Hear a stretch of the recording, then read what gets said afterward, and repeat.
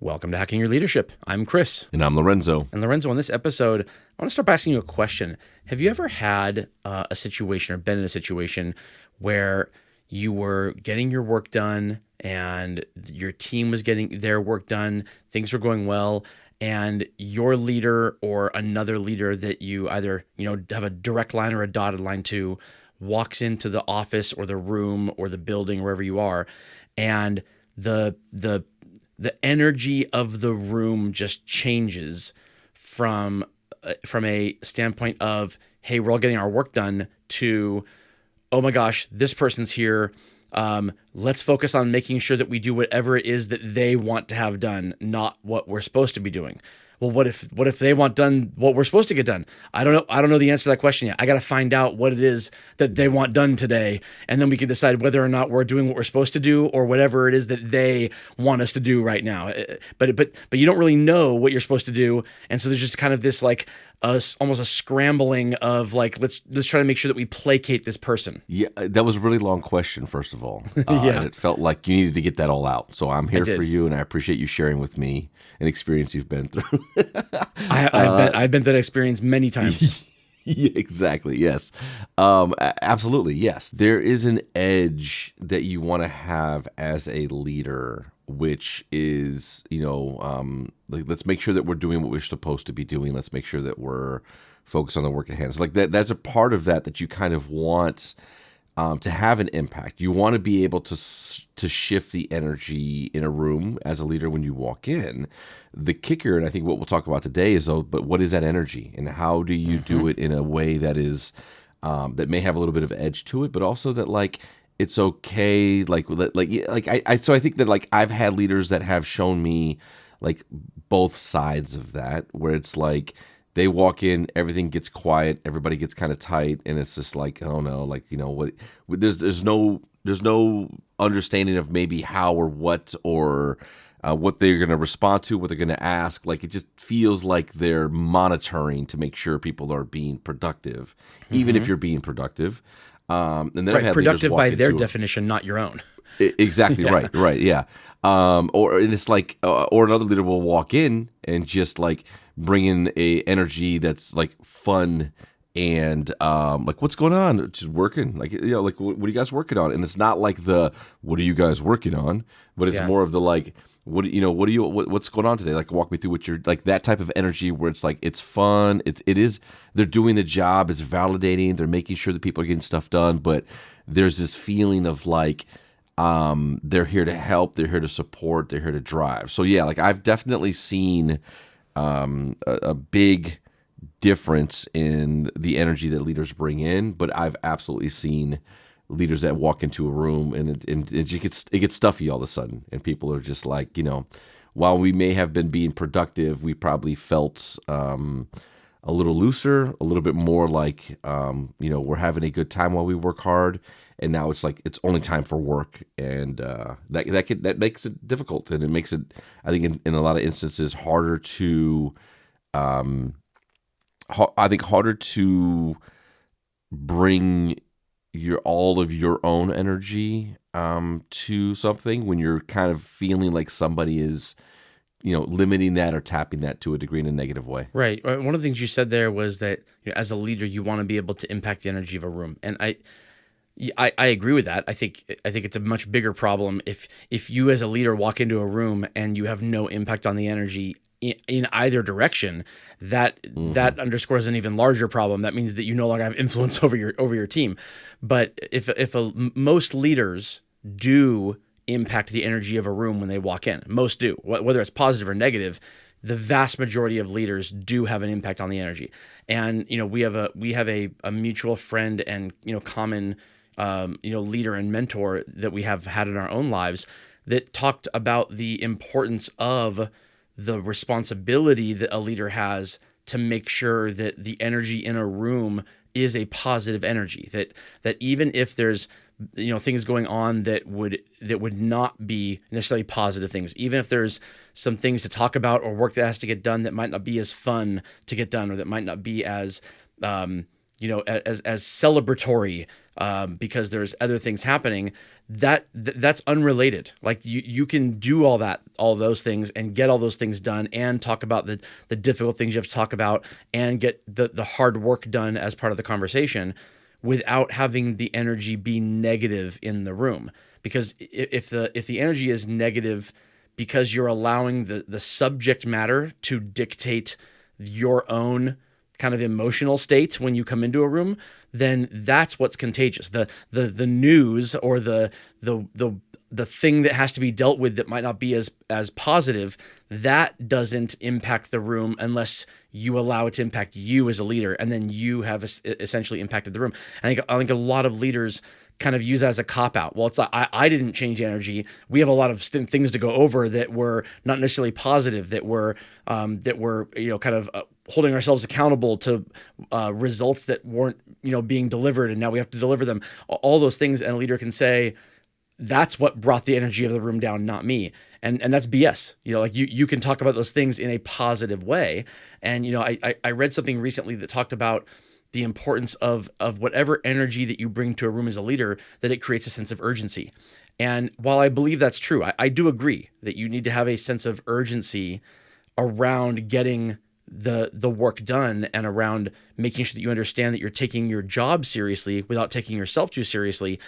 That is, it's necessary but not sufficient, that definition. So the energy has to create urgency, but there's plenty of urgency that gets created by leaders in their energy that is not urgency around a shared goal or a common vision or allowing people to be themselves in whatever space they're in, as far as what their level of energy looks like, and accepting all kinds and understanding that people will be the most productive if they are able to bring whatever energy feels authentic and natural to them. And you as the leader have to accommodate all of those things as long as, the people are remaining positive. That's different than urgency that says, we're going to focus on the flavor of the month, not overall, guiding principles and overall, values that are supposed to impact the work that we're getting done. Yeah, it's kind of like I can create urgency by simply saying like, hey, this is important. This needs to be addressed, fixed, adjusted, whatever the case is. Like, we need to focus on this, and we need to make sure that we have a different outcome by 4 p.m. today. Like, I can create urgency, right? And then and everybody knowing that at 4 p.m. today, if we're not there, then we're going to have some conversations or validate all your work or dig into what you're doing. Like, there's a way to create that type of urgency where it's like you have a deadline, or you're applying pressure to create urgency. Then there's the urgency that I think you're talking a little bit about, which is like, hey, here's something that we are collectively having an opportunity with. We know we can be better here. We know that when we focus our energy and our behaviors, we can accomplish this thing. Let's talk through this. Why do you think that we're seeing this? What are the things that are maybe stopping us here? Are we being, honest about our own efforts and making sure that we're doing this thing? Can we do this today? Do we feel that we're capable of delivering on this? What would it take for us to do that? What would we all have to do? Let's and you're gathering people to say, like, let's do it. We want to check in by 4:00. I know that we can do this if we all put our minds to it and kind of focus on it.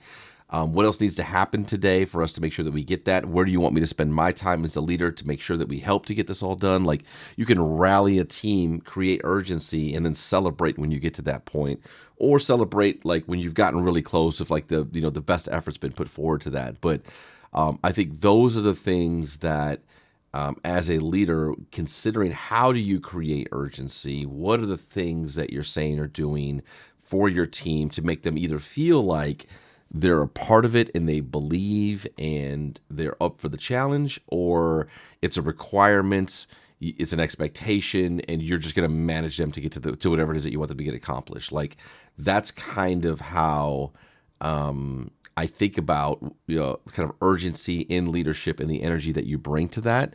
But sometimes there are moments where you have to be very direct. But I think when you have to get direct or say like, hey, we've got to fix this, if you've done all of that work ahead of time and you've built that relationship and that's your style of working with the team, they can sense the urgency in that, but they will activate to want to get it done.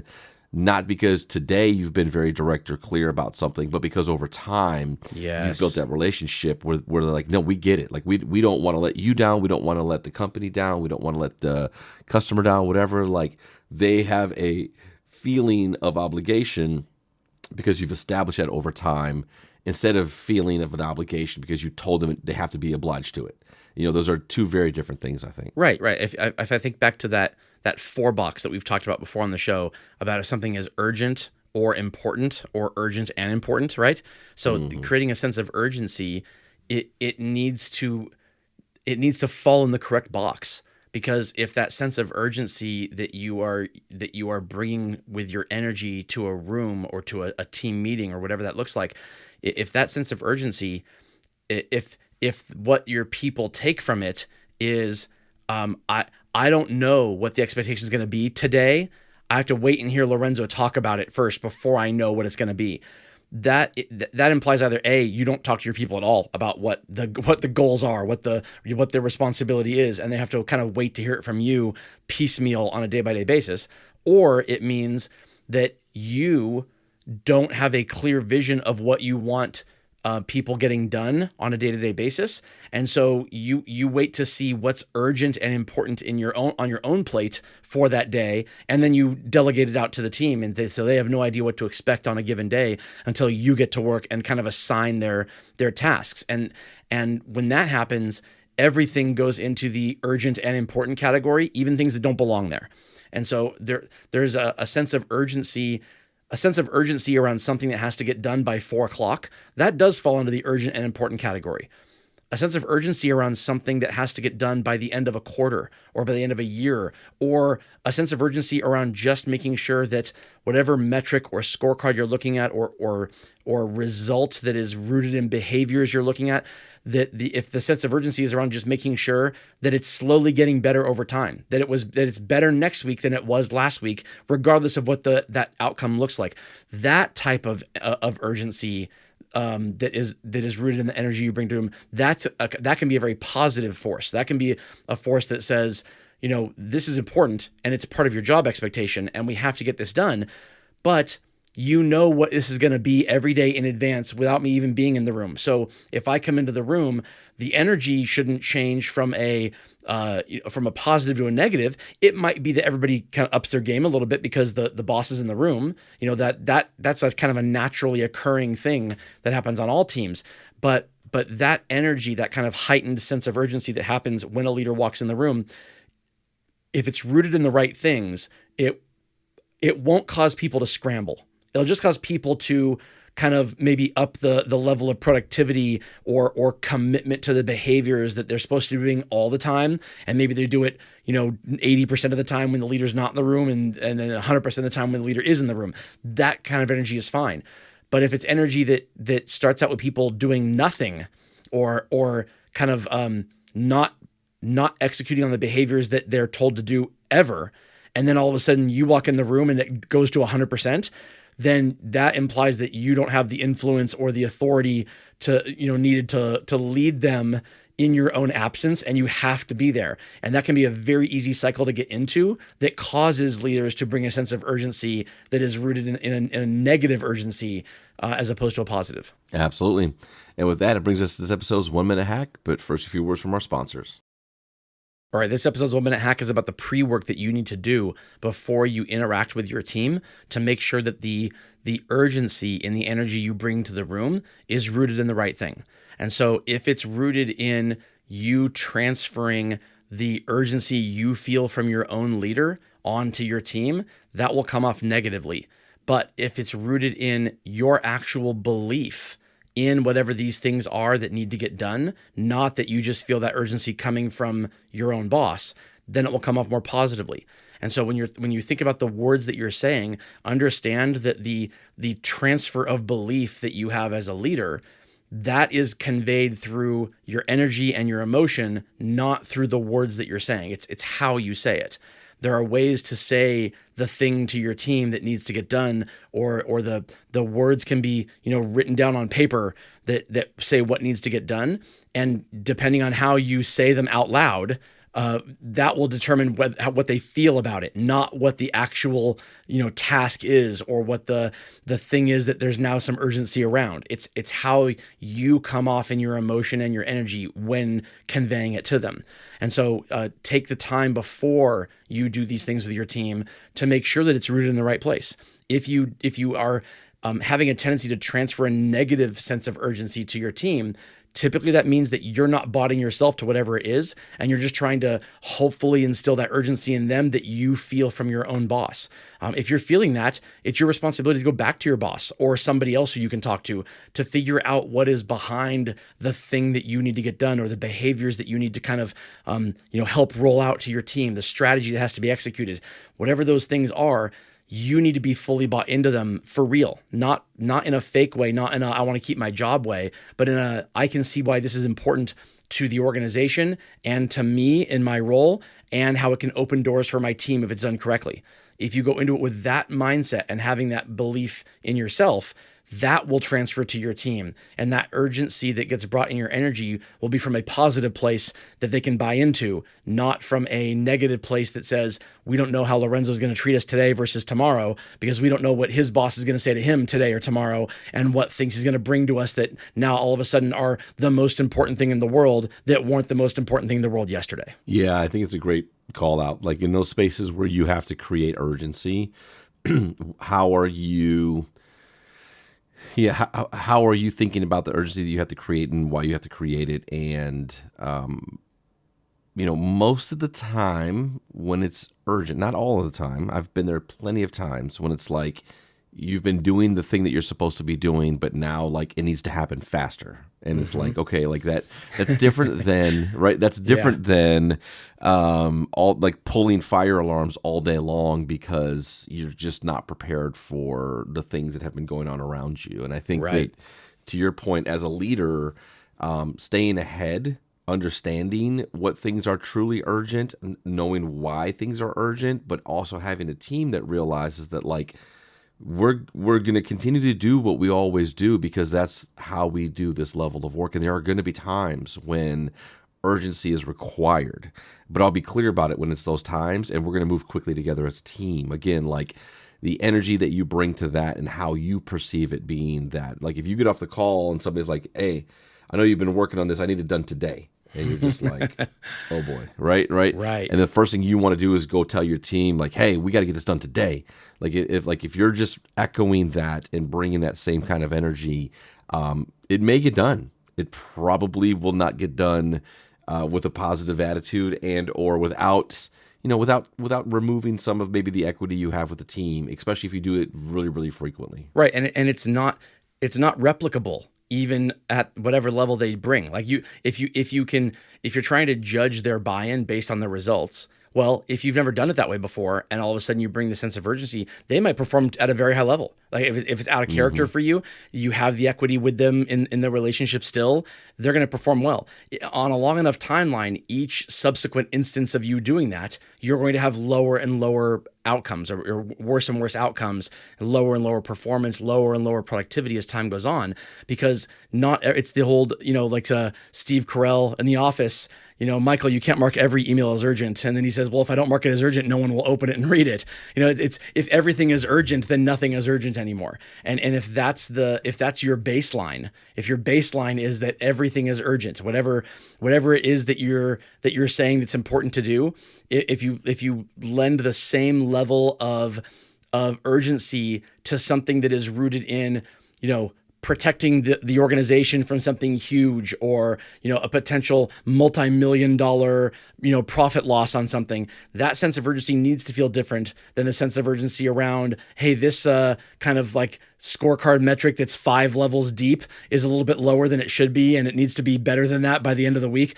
That can't have the same level of urgency in your voice and in your emotion as the first example that I gave. They have to be different, and your team has to be able to feel the difference in the energy you bring based on the level of importance that is.